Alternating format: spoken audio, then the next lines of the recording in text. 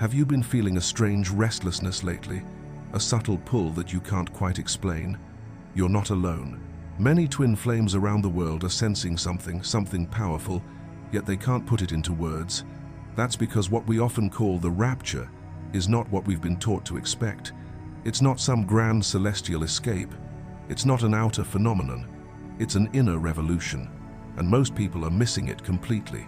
In this video, we'll reveal what this so-called rapture truly is, a deep, energetic shift already moving through the twin flame collective.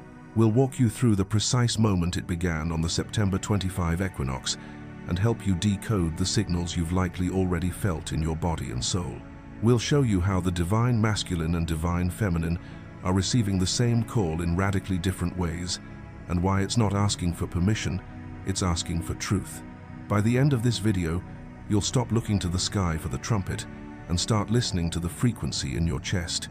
You'll see that the rapture isn't about leaving this world, it's about transforming how you live in it. You'll understand that you are not here to preach change, you are here to embody it.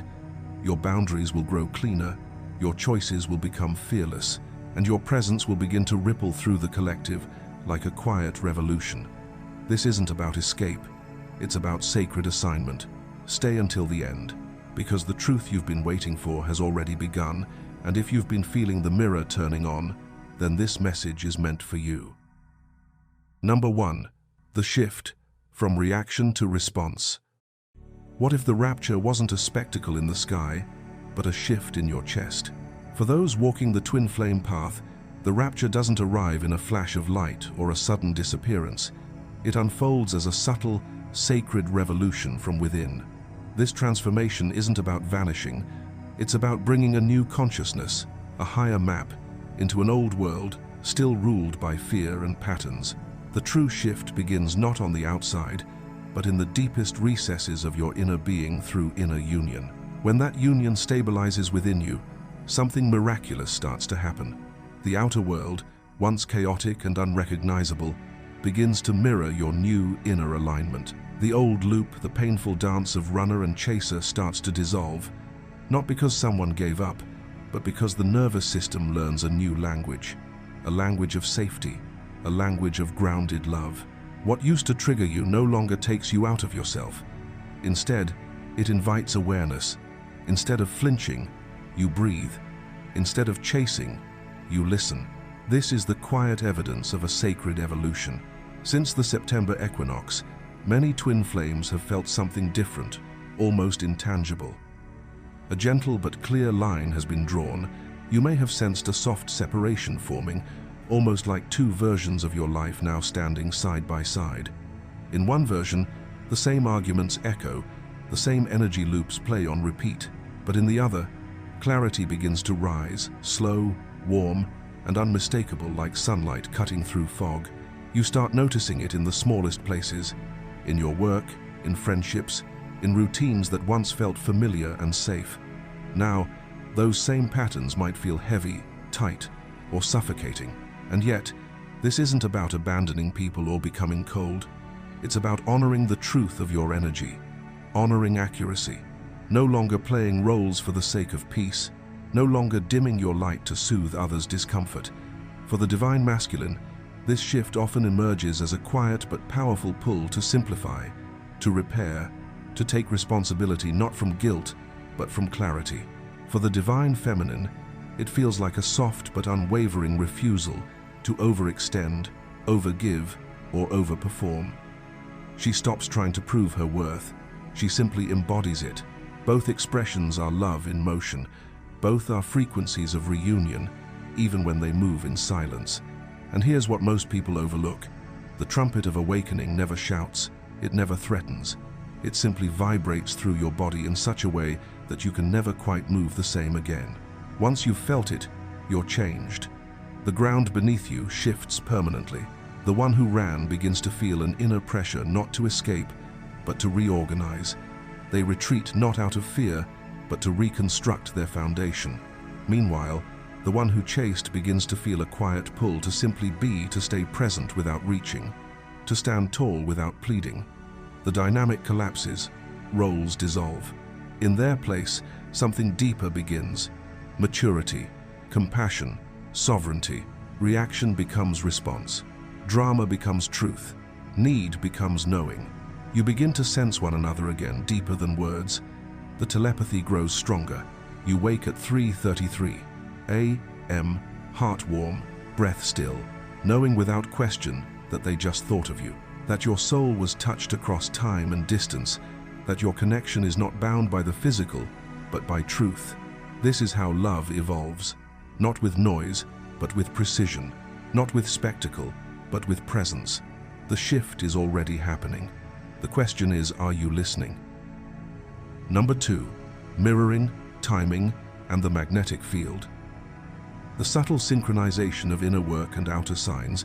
There is a quiet intelligence moving through your connection now. Mirroring has become more than a concept. It has become precision. What once felt like emotional guessing now lands with startling accuracy. When you slow your breath, you may find that tension in your dynamic begins to dissolve. When you choose kindness in your words, the echo returns not weeks later, but sometimes within hours. This is not coincidence. This is coherence rippling outward through the magnetic field that binds you and your counterpart. Since the September 25 equinox, time itself has started to bend. Choices that once took months to wrestle with now feel obvious in a matter of hours. What used to be delayed by confusion now aligns with a swift and unmistakable yes or a graceful no. It's not chaos, it's not randomness, it's clarity, pure, streamlined, and perfectly timed. If you've recently witnessed a door close and another open almost simultaneously, that wasn't a fluke. The equinox acted as a cosmic recalibration, resetting your energetic baseline to one that finally honors who you are becoming. And if you let go of something you once clung to, be it a belief, a pattern, a person, and suddenly felt the freedom of a deep, unburdened breath, know this: that was alignment, choosing you back. That moment wasn't just release, it was resonance. And when you align with resonance, the field listens, the field responds, and so does your twin. What you change within, they reflect often without conscious effort. When you stop replaying old emotional scripts, you may find your counterpart no longer reacts from their wounded place. When you stop bargaining with your past, they stop retreating into theirs. When you speak from truth rather than defense, the entire timeline softens, resistance fades, space opens. Perhaps you've been feeling the synchronicities intensify lately. You think of them and a song plays. You dream of them and wake with a vivid image that lingers. You check the clock 3:33, 5:55, again and again. But it's not just external signs. Your body is tuning in as well. A sudden warmth spreads through your chest when you feel seen, even if no one is in the room. Your throat clears just before you're about to express something long held. Your belly feels calm, not because everything is certain, but because you finally stopped abandoning yourself. These are not figments of hope, they are confirmations. They are how the magnetic field speaks, not in language, but in sensation, not in demand, but in invitation. You are not making this up. You are reading the code of coherence in real time. And coherence is not just spiritual, it is energetic, it is measurable, it is real. You are not chasing illusions, you are tracking alignment. And alignment always leaves evidence. Take a moment to sit with what you've just felt. These shifts aren't just concepts, they're living frequencies moving through your breath, your body, your choices. Have you noticed the mirroring? Have the timelines quickened for you too? Your experience matters, and your story may be the very confirmation someone else is waiting for. So, I invite you to pause and reflect, then leave a comment below sharing your thoughts. Or simply type, "I've felt the field, and it is real." Let's create a space where resonance speaks louder than doubt, and where our alignment becomes collective proof. Number 3, solitude, capacity, and the rewriting of presence. There comes a moment in the twin flame journey when solitude is no longer a punishment, it becomes a sanctuary. Not exile, but a forge, a place where the soul is reshaped, refined, and reintroduced to its own sacred frequency. If you've been feeling an inexplicable pull away from the very crowds, conversations, and communities that once gave you comfort, you're not losing yourself, you're returning to yourself. Because metal is not shaped in the marketplace. Steel is not softened in the noise. It is forged in quiet, persistent heat, away from performance, away from distraction, in the gentle fire of sacred stillness. For twin flames, this retreat into solitude isn't an escape. It's an alignment. It often begins with fewer outward conversations about the connection, not because the bond has weakened, but because it has grown deeper. It no longer needs to be narrated to feel real. The endless questions quiet down. The need to figure it out fades. Instead, there's a shift toward internal devotion, a subtle yet powerful return to presence. Not performance, not ritual, not public displays of loyalty, but an honest, embodied consistency that builds capacity, a sacred, invisible architecture within you that holds more peace, more truth, and more love than any external validation could ever provide. This stage of the journey asks for trade-offs. It invites you to exchange endless scrolling for early morning sunrises, to replace oversharing with grounded being, to let go of explaining your path to those who haven't walked it. In this space, the language of runner and chaser begins to dissolve. Those labels were useful when the nervous system was in survival mode, reaching, clinging, pushing, fleeing. But now, something subtler is taking root. You are no longer sprinting toward reassurance or escaping from intimacy. You are growing roots. You are finding rhythm. You are learning how to sit with the ache in your chest without turning it into a catastrophe. You are finding peace not as numbness, not as withdrawal, but as accurate pacing. And that changes everything. Because as your frequency evolves, so does your environment. The room itself begins to shift. People who once affirmed the older version of you, who resonated with your need to be seen, needed, or saved, may slowly drift away. Their departure isn't betrayal, it's resonance doing its quiet work. And, in contrast, those who once overlooked your essence, those who couldn't feel you because you weren't yet fully here, may now begin to turn toward you. Not because you changed your performance, but because you changed your presence. It's not manipulation, it's vibration. This is the power of the forge. This is what happens when solitude matures into embodiment. Your presence becomes readable, subtle, but unmistakable. The world senses it. You stop reaching, and suddenly others lean in. You stop broadcasting, and your silence becomes magnetic. You stop performing, and the spotlight turns without effort.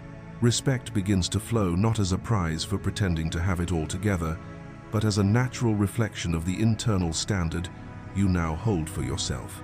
This is the quiet revolution of the twin flame journey, the part few talk about, but the part that changes everything. You may not realize the transformation until one quiet morning you find yourself sitting alone at the edge of a lake. No music playing, no phone in your hand, just the still water reflecting the sky. And for the first time, the silence doesn't feel empty. It feels full, full of everything you used to chase in other people. Peace, clarity, worth. You remember how, just a year ago, you would have been anxiously waiting for a message, refreshing your screen, hoping to feel chosen. But now, something has changed. You're not waiting. You're not shrinking yourself to earn love. You are simply breathing, whole, present. It's in that moment that you realize your healing didn't come from finally being understood by someone else. It came from understanding yourself enough to no longer beg for validation. That is the power of solitude turned into strength. That is what it means to build capacity instead of clinging to ritual. You didn't disappear, you became undeniable. Number 4, union in practice, daily integrity and emotional maturity. Union does not manifest through belief alone. It arises through embodied coherence, the harmony between what you feel, what you know, and how you choose to show up each day. Respect is not something that appears because you hope for it or demand it. It arrives organically when your internal world aligns with your actions.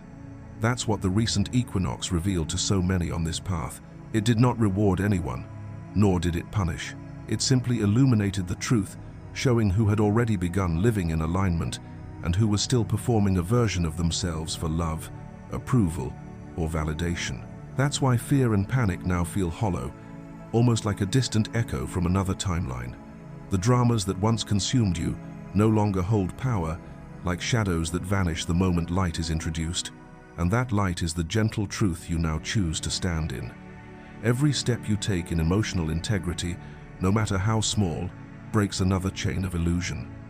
This is not the rapture of disappearance, it is the rapture of reality, a deep, sacred unveiling where illusion falls away, not in chaos, but in love. You begin to notice something profound. You can now remain calm in rooms filled with noise, pressure, or projection, not because you don't care, but because you've anchored into something deeper. That inner stillness is not avoidance. It is the signal that union has already begun singing through your body. It is the evidence of integration, the frequency of truth humming beneath the surface of your every breath. If this resonates with you, type the word union below. Speak it aloud. Write it in your journal. Claim it as your current state of being. And if you feel called, subscribe not just to a channel, but to your own unfolding presence. Let this work remind you that you are not alone, that you are being refined, not erased. Many twin flames find themselves surprised at this stage, not by how dramatic the bond is becoming, but by how simple, how quiet, how deeply nourishing. There's less obsession with signs, less chasing clarity through endless oracle cards or spiritual readings. There's more inner steadiness, more patience with the process, and a growing trust that what is real does not need to be forced. The divine masculine, in particular, begins to crave follow-through over intensity, no longer apologizing for the past, but showing up to repair what was once neglected. The divine feminine no longer overextends to prove worth. She leans back in discernment, choosing not to rescue but to receive. These shifts are not merely symbolic, they are sacred alchemy in motion. Emotional triggers become sacred invitations. The stories that once hurt now teach, and peace is no longer a future state you hope to earn. It becomes your new baseline, the rhythm of your nervous system, the song of your soul in stillness. You begin to realize that inner union is not some lofty theory you read about or wait to fall into. It is a living, breathing practice, a decision you remake daily, a sacred discipline where alignment becomes your love language. This rapture is not a moment of escape. It is a moment of responsibility, to live what you know, to speak what you mean, to move with care, not fear, to love with clarity, not performance. It is the unveiling of a new way to love, not as fantasy, but as lived frequency. It is here, it is now, and it is yours. So what now? Now is the moment you step back from the noise, not to escape, but to remember your power. The next clean step might not be loud or celebrated. It may be as simple as setting a soft boundary that honors your energy, or choosing silence, not as avoidance, but as a gentle balm. It could be a slow, steady breath before responding, a sacred pause where honesty replaces urgency. When you choose alignment over reaction, the entire field recalibrates. Your counterpart, seen or unseen, feels that, not because you pushed, but because you stopped performing. This is not the season of proving, it is the season of embodying. You don't need to convince the mirror anymore, you just need to live in the clarity you've already earned. This clarity doesn't demand drama. It doesn't need fireworks. It feels like breath, presence, and peace that no longer depends on resolution. It whispers through nervous system cues, telepathic nudges, synchronicities that show up like gentle reminders, not maps, but mile markers. The real map is your own daily coherence. Your consistency is the frequency of union. Let your purpose become the soil in which love roots deeply. Let peace be your protest against chaos. Let truth, not noise, be your compass. Let go of the need for constant closure. You are no longer seeking wholeness, you are practicing it. If you've made it here, it means something in you is union ready. So let's anchor it. Leave a comment below with the words, union ready. Let this be your declaration to the field and to yourself. And if this message resonated, take a moment to like, subscribe, and share this video with someone who needs to breathe again. There's a message waiting for them below this screen. Don't let it be missed. You are not waiting for love. You are living it, with every breath, every choice, every quiet moment of truth.